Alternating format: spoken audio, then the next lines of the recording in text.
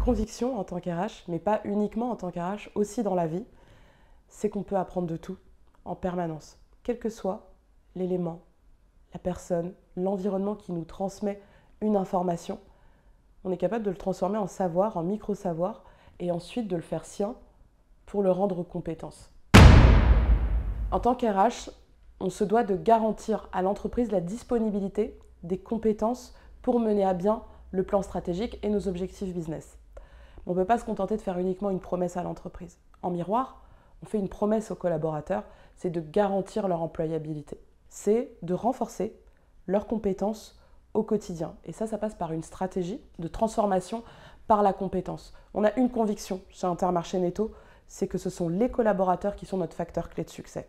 Cette stratégie de transformation par la compétence, elle se traduit de façon très concrète sur la construction de 3 blocs de compétences qui s'adressent à tout collaborateur, quel que soit son emploi, quel que soit son statut, qu'il soit manager ou pas. On va avoir les compétences techniques dont le collaborateur a besoin pour mener à bien sa mission. Elles sont traduites de façon extrêmement précise, en savoir, savoir-faire, savoir-être. On va avoir les compétences comportementales qui, elles, sont construites autour de la coopération.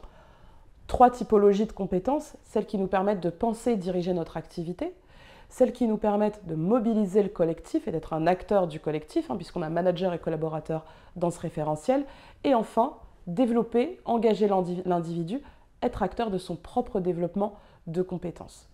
Et enfin, on a un 3e bloc de compétences, qui sont les compétences transverses, transférables, ou certaines entreprises les appellent les compétences VUCA. Ce sont celles, quelle que soit la région du monde dans laquelle tu exerces, quel que soit ton statut professionnel, ton emploi, ce sont celles dont tu auras besoin dans le monde qui change d'aujourd'hui pour mener à bien ton activité. La Team Story RH, c'est avant tout 2 personnes pour moi, Patrick et Maë.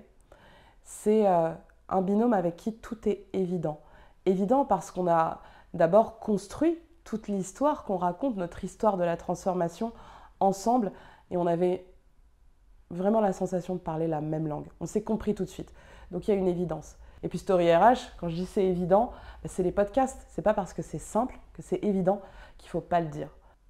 J'ai aussi quelque chose de partagé avec Patrick et Maë, c'est les valeurs qu'on a autour de la transformation, mais aussi autour de la façon de travailler ensemble.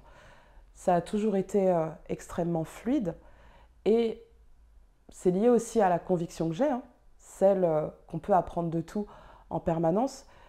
Avec Story RH, quel que soit le business case posé, la problématique, et on se parle de transformation RH, on va creuser ensemble. Il y a une forme de générosité pour partager les découvertes et pour avancer ensemble et adresser au mieux le sujet de la transformation.